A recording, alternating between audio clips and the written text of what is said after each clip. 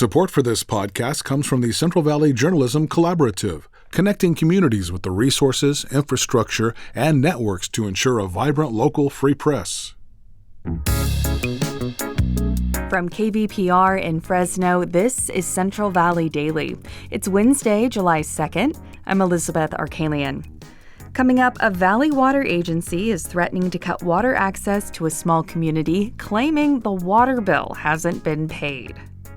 So the residents had to vote to raise their water rates from about $200 a month to about $600 a month.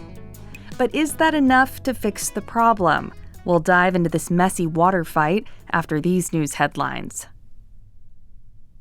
The Roman Catholic Diocese of Fresno filed for Chapter 11 bankruptcy yesterday. The announcement comes almost a year later than expected. KVPR's Carrie Klein reports. The bankruptcy filing is in response to more than 150 claims of sexual abuse of minors filed against the diocese. The diocese initially signaled it would file for bankruptcy last August in 2024.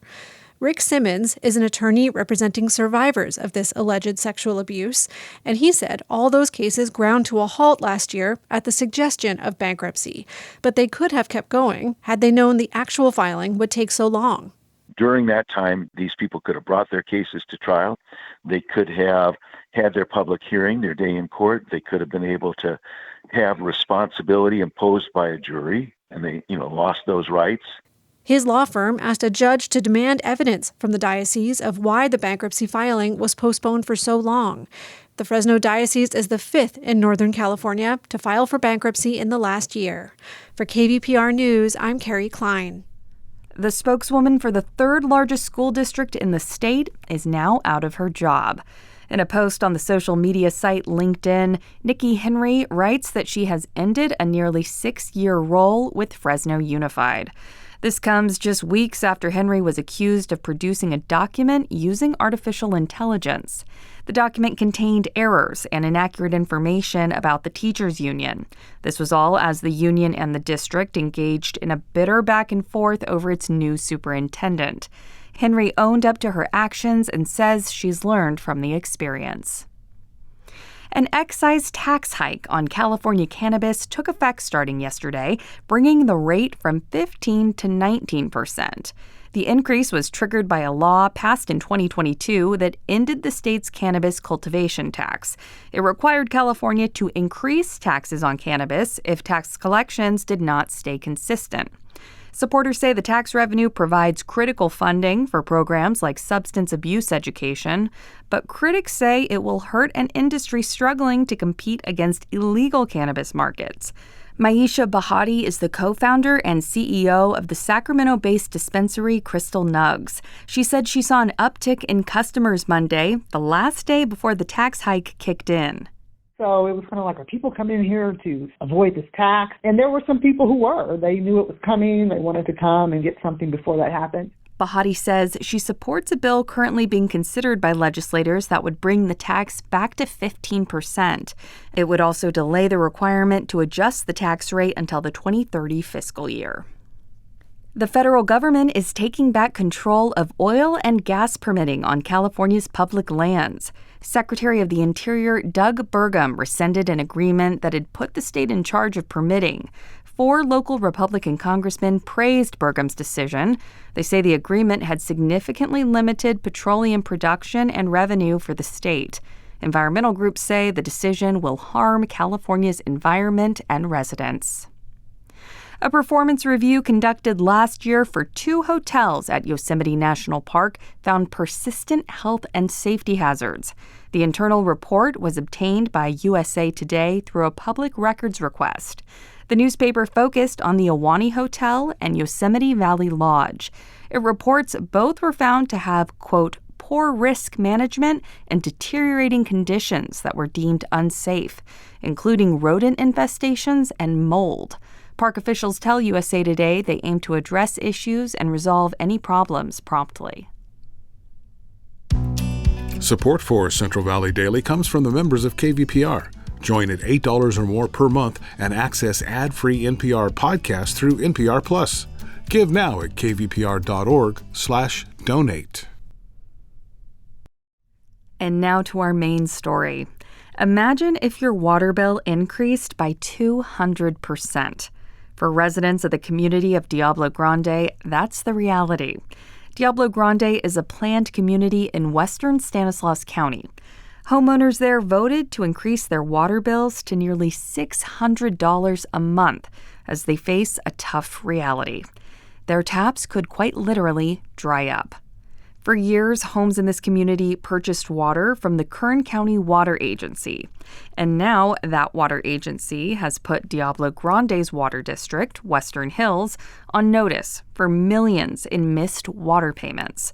Without this water, which is taken from the California aqueduct that runs along the western San Joaquin Valley, Diablo Grande has no other source. To navigate this complicated water story, we spoke to our resident water expert, Lois Henry. She's the CEO and editor of SJV Water, a partner of the Central Valley Journalism Collaborative. Lois starts us off by explaining where these water-challenged homes are. Diablo Grande is in the foothills west of Patterson. So when you're driving up I-5 and you come to Patterson, if you look to your left, if you're heading north, that's where Diablo Grande is, up there in those foothills. It does not have its own water source. It doesn't have groundwater. It doesn't have a connection to the Patterson area, Patterson irrigations, nothing. So it's just up there on its own. And we're going to talk about sort of the water drama for that community. But just so people have an idea, this was supposed to be a planned multi-thousand home development, right? And what is it today? Right. It was planned as a 5,000 home, 2 golf course, luxury community, whatever that means. Today, there's only ever been about 600 homes built, and the 2 golf courses that actually were built, and I think were operational, both of them at the same time at some point in the past, both of them are closed down now. So it doesn't look anything. It was supposed to have vineyards. It was supposed to have green space around it and these beautiful homes, and it doesn't look anything like that apparently now in today's world. Yeah, and that, according to my research, is largely due to the 2008 recession. Right. The 2008 real estate market crash affected it, and then it had several bankruptcies. There's a whole long line of things that happened up there. They had bankruptcies. It got sold to an outside company. It had been a developer named Don Panos was the one that started it, and then it got sold, and then it got sold to another company. So it's changed hands multiple times, and there hasn't been a lot of consistency, apparently, in the management of it. Okay, and a lot of issues with the water as well, as you indicated. Now, interestingly, the gatekeeper for the water at Diablo Grande is an agency in Kern County. So how exactly does that work? Because that water is basically traveling over 200 miles. Yeah, at the time that this was conceived back in 2000, many people were scratching their heads over this. The Kern County Water Agency, its basic function is here in Kern County. It is the overseer of the State Water Project contract, bringing water from the Sacramento, San Joaquin Delta south to farm agricultural water districts here in Kern County. There were 13 agricultural water districts, and in the 60s and 70s, when the State Water Project through the California Aqueduct was being conceived, the state didn't want to have contracts with 13 individuals. So they created the Kern County Water Agency was created in order to hold that contract. That's their basic purpose. So it is the second largest contractor on the State Water Project, second only to the Metropolitan Water District. So it's about 970,000 acre feet.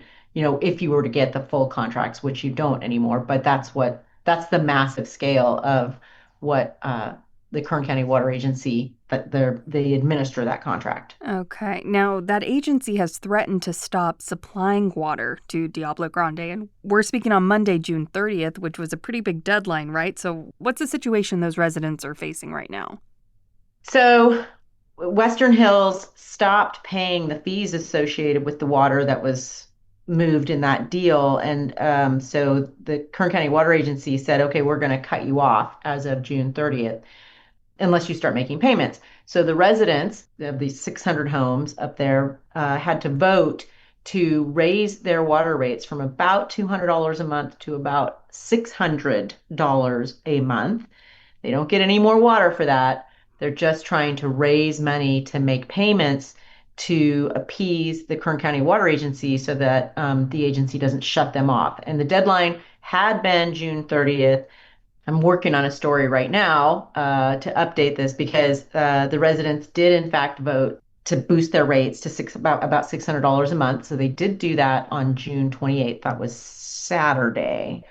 Meanwhile, the agency on June 26th, unbeknownst to anyone, including myself, who attended the meeting and watched it and read the agenda and sat through all of the closed sessions, in a sort of a bizarre way, they extended the deadline. So they decided that it's kind of a bizarre extension of deadline. They decided that, okay, well, us cutting them off on June 30th when they just have their vote on June 28th isn't really fair. So we're going to do the unconditional. We're just going to give them 3 months to September 30th to start making these payments. But ultimately, it doesn't matter because they're going to terminate the contract on December 31st of this year. Well, let me recap this so I understand. So these residents in Diablo Grande agree to pay that increase from $200 a month to $600 a month for the same amount of water. A day or two prior to that, the Kern County Water Agency decided to give a 3-month extension, essentially, to these residents to start paying that higher rate. All of this kind of moot to a degree because December 31st, the water contract ends.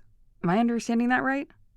Yes, it is a mess of messes. And it's a really unfair position to put these homeowners in, many of whom, just bought in this area. They didn't know what was happening with, all this stuff because the previous companies had been subsidizing this water deal.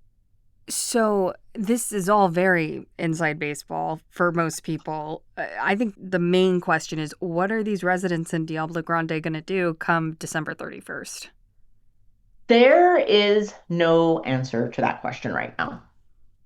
So let me ask you this. If the Kern County Water Agency is going to terminate its contract with Western Hills doesn't have any other recourse to get water from anywhere else? That is correct. They have no other source of water. They are in the process of talking to Patterson Irrigation District, but it's my understanding getting water out of Patterson Irrigation District is a, quote, long shot and years away at best. Wow. So it's a bad situation. It is. Do we know how common this type of situation is? I mean, when water is being transported so far to specific neighborhoods, was this inevitable in a sense because it was such a convoluted situation from the beginning? No. Everyone I've talked to has said that if Diablo Grande had materialized with its 5,000 homes, you would never have this. We would not be having this conversation. It is a strange situation for ag to sell to urban and it not work out. In California, housing always comes through. Urban always pays way more money for water than ag does. So the balance is usually, a huge benefit. It's just that Diablo Grande just stumbled and could not get off its knees after the housing crash in 2008. And who could have foreseen that? That was Lois Henry, CEO and editor of SJV Water. Thank you so much. All right. Thanks, guys. And that's today's show. Today's episode was produced by Jonathan Linden, Crescencio Rodriguez Delgado, and KVPR, with support from the Central Valley Journalism Collaborative. I'm Elizabeth Arkalian. Find the latest local news anytime at kvpr.org.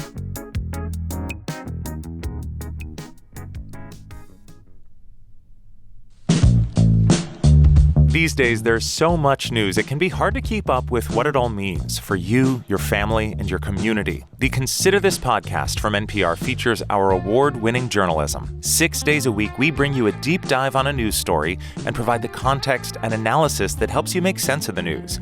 We get behind the headlines. We get to the truth.